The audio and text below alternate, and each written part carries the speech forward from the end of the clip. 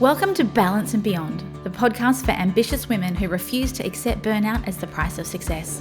Here, we're committed to empowering you with the tools and strategies you need to achieve true balance, where your career, relationships, and health all thrive, and where you have the power to define success on your terms. I honor the space you've created for yourself today. So let's take a breath and dive right in. Hi there, welcome to the Balance and Beyond podcast. I am your host, Jo Stone from the Balance Institute, and I'm so happy to be here and be able to share what happens when ambitious women find a way past the juggle and the struggle of work and life and family and actually get to create a life on their terms. So what can you expect from this podcast? Well, in my traditional way, you're going to hear raw, real, unedited, and unfiltered stories. There may be a time when a kid bursts in, there may be a time when you hear a bird in the background, but this is our life. And I have a very done is better than perfect attitude. So don't expect huge scripting. You're going to hear me pause. You might hear me fumble. But in my belief, people need to see what actual real life is like. None of this extra filtered rubbish. Let's make sure that we are able to be real and, to be honest, have a conversation that isn't really being had anywhere else. Ambitious women are burning out in droves, and it's largely because we feel like we need to subscribe to some perfect stereotype. And so I'm here for us to have the tough conversations, to share what's working. And here in my business, I've helped thousands of women overcome burnout and actually achieve work-life balance. I'm not talking about the type where you have to step back, or the type where you have to reduce your hours, or you have to quit your job or go live on an island for 3 weeks to, settle down and try to pull yourself together again. This is about what's possible when we have thriving relationships that are deep and connected, and when we have a career that we love and we're fulfilled and get to reach our potential, and where we get to have good health, and not just mental health, but emotional health and physical health. And above all else, let's have some more fun. So I want to share a little bit about my story and how I got here, because I'm often asked, Jo, you seem to have it all put together, and how have you worked out this toolkit that seems to work for so many women now, has been road tested over 3 years. So let me share how I got here and my journey, which may be very similar to yours. So I did a marketing degree at university and headed off into the corporate world thinking, right, I'm going to climb the ladder. I'm going to get as high as I can. I was always ambitious. I was always a high achiever and always, over-delivered and had all these trademark qualities that so many of us have. I had a relatively, I grew up in Australia, had a very, I wouldn't necessarily say simplistic childhood, but I had half siblings who I didn't grow up with. So it was me and mum and dad, a happy childhood, no trauma to speak of, no real little T or big T trauma, as we say here. And, lived a nice life in suburbia, went to school, and I was blessed in that a lot of things weren't that difficult for me. I was always pretty intelligent, never really remembered struggling with school, but that doesn't mean that I didn't actually struggle with my own demons. And ironically, what you'll learn about in this podcast is, despite having what might look like a really simple and easy childhood, as a human who's a meaning-making machine, there are still things that I made up that don't make any sense. So I entered the corporate world, and my field was marketing. So otherwise known as the coloring in department, was where I cut my teeth and rose pretty quickly. And I very early on in my career recognized that I had a particular gift for finding order from chaos. And I would go into newly created roles and help out working what needs to happen here. And as I became more and more senior, I got my first leadership role where, I was looking after a team, and, a lot of it was baptism of fire. I had some great bosses in my time, some of who I'm still friends with, who I got to learn different leadership strategies from. But for me, it was very much just to find your feet and work hard and never give up. And I found myself at the age, I had my first child in my late 20s, got married, and found myself relatively high up the ladder pretty quickly. So by the age of 30, I'd got myself into a chief marketing officer role. I was in the C-suite, which was one of my big career goals. And on top of that, my C-suite job was across Asia Pacific. So my stratosphere of where I wanted, to me, career success was being an Asia Pacific. So having regional responsibilities, I had remit across 5 countries, having big teams, big budgets, and lots of responsibility and lots of ability to stretch myself.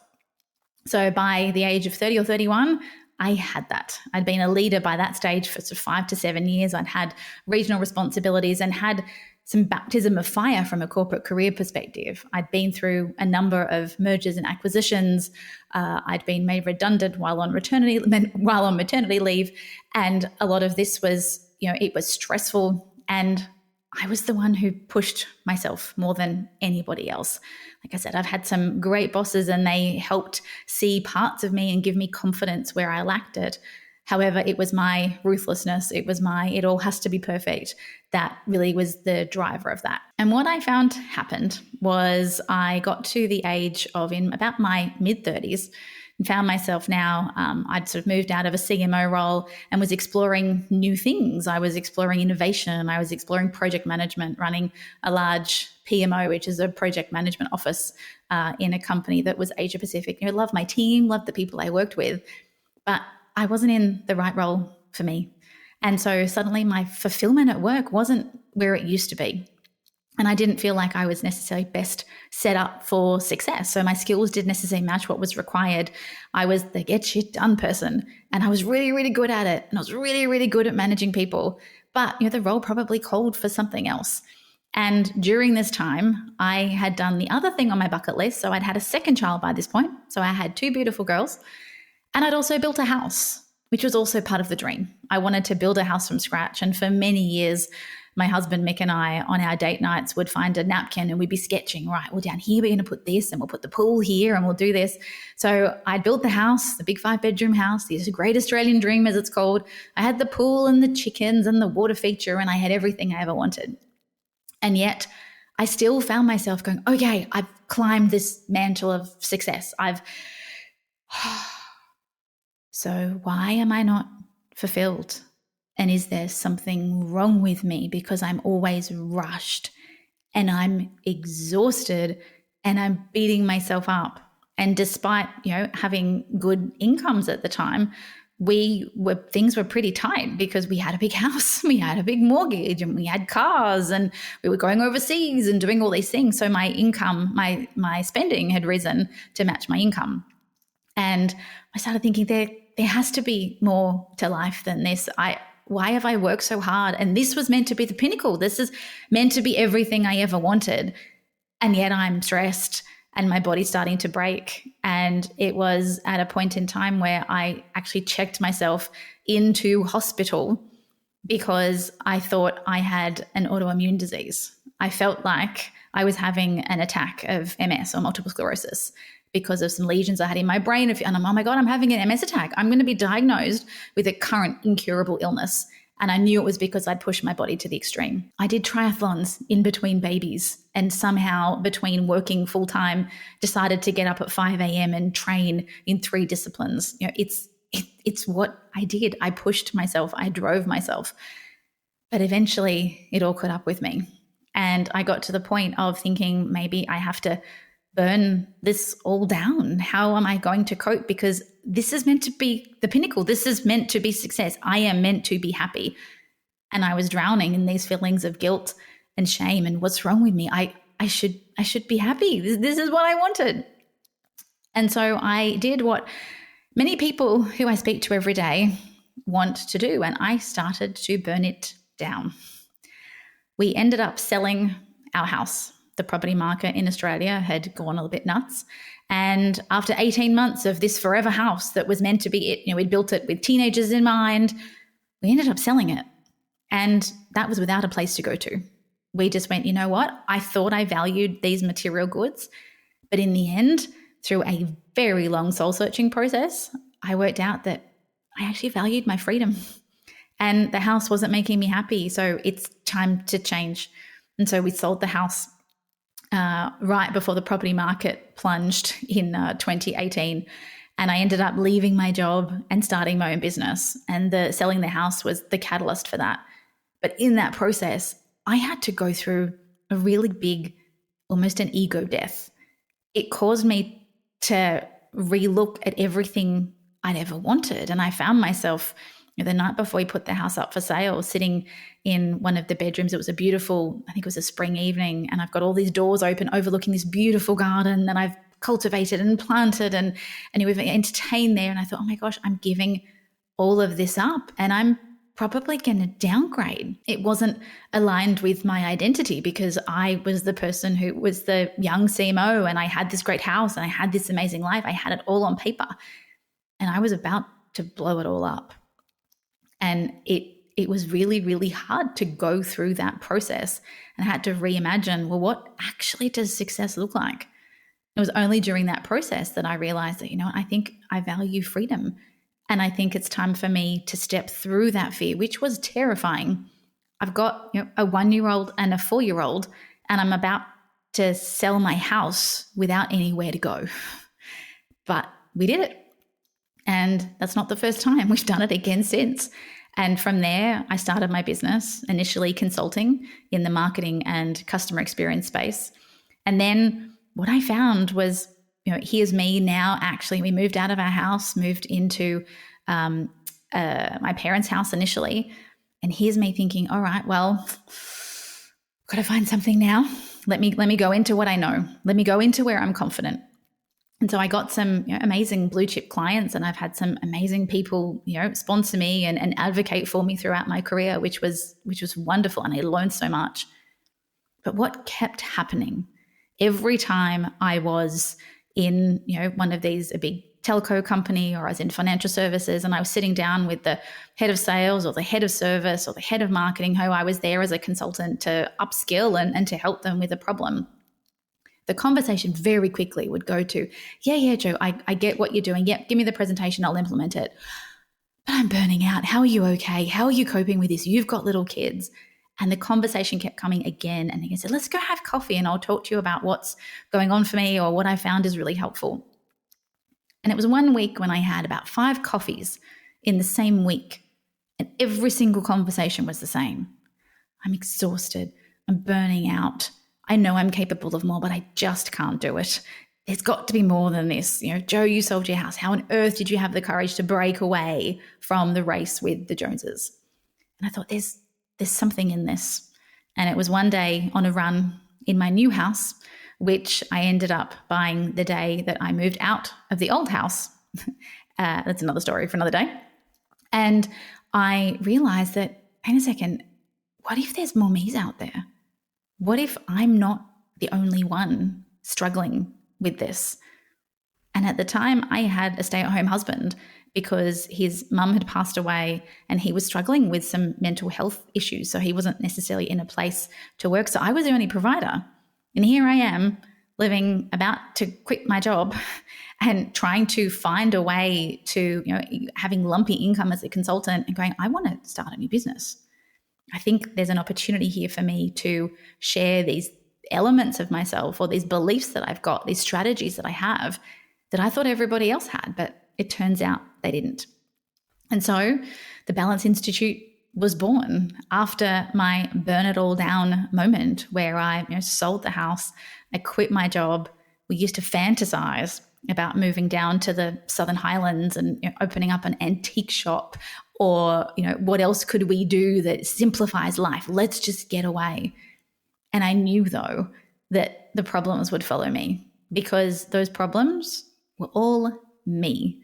The fact that I couldn't be present with the kids. I was always running. I constantly felt guilty showing up at work with rice bubbles on your suit jacket because you've literally, a kid smushed their mouth into you as you've run out the door and then you're on a call to somebody. I remember being in the bath with Stella, who was very little at the time, being in this Asia Pacific role and trying to talk to one of my team members in Hong Kong and her sort of demanding my attention and splashing me. And I ended up dropping my phone into the bath. And rather than going, oh my gosh, universal nudge, put the darn phone down and actually focus where you are, I freaked out and ended up getting mad at Stella because she sort of accidentally, as I don't know, maybe a 18-month-old, grabbed my hand and I dropped the phone. It's like, oh my gosh, I've got this deadline and this person's waiting for me. And it was these series of nudges and, oh my gosh, like, woman, wake up. This is not how it's meant to be. And so that was over 3 and a bit years ago now that, this business was born. And I am now so blessed to have been on this journey to find myself and to re-engineer what are these tools that I've had in my toolkit and what are the tools that I've actually had to cultivate in order to get where I am now. And where is that? You might ask. Well, I've gone full circle. I've now gone and bought a new house. I didn't actually have to build this one. And I've still got the 2 kids who are now 13 and 9. So it's been a while. And I've still got the husband, the same one. And I'm now running my own multi-million-dollar business. But interestingly, the last one where I had the job and the house and the kids and everything, that was built what I call outside in. That was built all about what I think I should have. That was built on if I've got the thing, then I'll feel good. Once I get that C in my title, I feel like I'm senior and I'm worthy and I've got the confidence. But that outside in approach is incredibly shaky. And if somebody can gift it to you, well, then they can also take it away. And I've been through 2 redundancies in my time and they were not easy because they rocked me to my core. It's like, if without my job, who am I? And so this time, the reason everything is completely different is because I've built it inside out. I have built this life based on what I truly desire. And I've built it not being attached to what I do, because that was, at the crux of a lot of this is my worth. I was a get shit done person. I was a high achiever. I had to earn my rest. I had to, have done enough. When this is done, then I'll be happy. Or when this is done, then I'll relax. And I could never relax. Whereas this time, I'm still a person who can achieve lots. That's a part of my DNA that I do not want to get rid of, and I don't think I ever could. But my greatest lesson has been to let go, to slow down, to surrender to timing and put down the impatience. And it's been this beautiful journey of self-discovery where over particularly the last 3 years, I've surrounded myself with some of the most amazing humans on the planet who have been my coaches, who have been my confidants. I have a team who now support me because I finally believe that I'm worth investing in. This isn't about, thinking that I have to do it all myself, which was part of my pride. I can handle it all myself. I don't need to ask for help. And I've invested in these people when I didn't have any money. I'd started my consulting business. We'd just bought a new house. Mick wasn't working. And I spent $25,000 on a 10-week coaching program. And we didn't really have that money. That got pulled out of the offset. That was the emergency rainy day fund. But I said to myself, this has to be my emergency rainy day because this is my future. And if I don't go and invest in me, then what's it all for? I am the best investment I will ever make. And that $25,000 I've spent last year, I spent 10% of my company's revenue on consultants, coaches, and support. Of revenue, not profit. So I am serious when I mean I have to surround myself with a team. And it's not that can I afford to spend this? It's can I afford not to? Because by investing in myself in this way, I believe this is what has been crucial to my success. This has been about me uncovering my triggers and learning to find calm and learning what is it that I need to do for me to put myself first so that I can be my best self for everybody else. I've got hundreds of women every month who rely on me being able to show up and not being in my head and not being trapped in my own world or thinking about what am I going to cook for dinner. I can't be there anymore. You know what? Life gets so much more fun when you can live this way. I have pure joy on a very, very regular basis. Sure, I still get crabby at the kids, but I'm present so much more. My business is thriving. I have time for friendships. I move my body. And it's built inside out. So nobody can take it away because it's built off my characteristics. I know myself so well now. I know all my strengths and I know my shadows because we're human and we are all going to have them. But this is just the beginning of my journey. Yes, it's been going on for a while now. However, I know that this will be my journey for life. The quest for better, faster, more is not something I ever really need help with. I will drive myself. I am still ambitious. I still have big goals. And yet the letting go, the surrendering, the faith in what will be, that are things that I'm always going to need help with. Making sure that I'm putting myself first, being held accountable for that, investing in people who can help me find my shadows is where now I find the greatest joy and fulfillment. And it's an absolute blessing that this is what I get to do all day, every day. So I'm delighted that you are joining me here on this podcast for this journey to not just balance, but I want to talk about what goes beyond that. What happens when you can tap into your potential? What happens when you can really step into the fullness of who you are, where you can find that deep peace and calm that you're longing for, and know that whenever your time is up, that this has been a life well lived, and that the people who are in your world have benefited from you walking this earth. Thanks for joining us today on the Balance and Beyond podcast. We're so glad you carved out this time for yourself. If you enjoyed this episode, please share it with a friend who might need to hear this today. And if you're feeling extra generous, leaving us a review on your podcast platform of choice would mean the world to us. If you're keen to dive deeper into our world, visit balanceinstitute.com to discover more about the toolkit that has helped thousands of women avoid burnout and create a life of balance and beyond. Thanks again for tuning in, and we'll see you next time on the Balance and Beyond podcast.